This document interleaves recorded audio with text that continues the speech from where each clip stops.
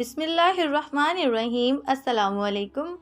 آج کا ہمارا عنوان ہے آپ کے رشتہ دار بہت مطلبی ہیں۔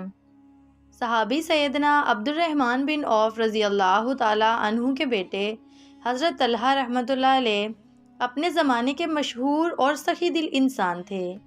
ایک دن ان کی بیوی نے ان سے کہا، میں نے آپ کے رشتہ داروں سے بڑھ کر کسی اور کو مفاد پرست نہیں دیکھا۔ حضرت طلحہ نے پوچھا، وہ کیوں؟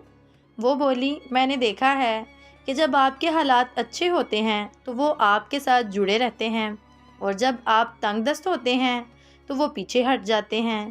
یہ سن کر حضرت طلحہ نے بدگمانی کو دل میں جگہ دینے کی بجائے رشتہ داروں کے اس رویے کی صفائی دی اور کہا، خدا کی قسم یہ تو ان کا کرم ہے کہ جب ہمیں اچھے حالات میں دیکھتے ہیں تو ہمارے پاس آ جاتے ہیں، اور جب کمزور حالات دیکھتے ہیں تو وہ نہیں آتے۔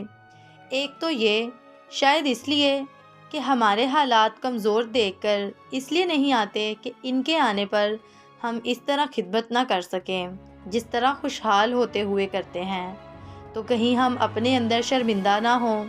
دوسرا، ہمارے کمزور حالات کو بھی جانتے ہیں اور ہماری خودداری سے بھی واقف ہیں۔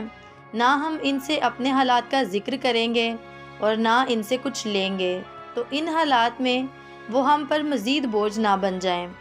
اس طرح انہوں نے اپنے رشتہ داروں کی بظاہر بے وفائی اور خود غرضی کو ایک اچھا پہلو دیا۔ علامہ ماوردی رحمۃ اللہ علیہ نے اس واقعہ پر تبصرہ کرتے ہوئے کہا، یہ واقعہ عظیم نیک دلی اور قابل فخر سوچ پر عمل کی اعلیٰ مثال ہے۔ نیک دل لوگوں کے لیے اس واقعہ میں رہنما یہ اصول ہے کہ اپنے رشتہ داروں کی دوری کے رویے کی اچھی اور نیک سوچ کا پہلو نکالیں۔ جزاک اللہ۔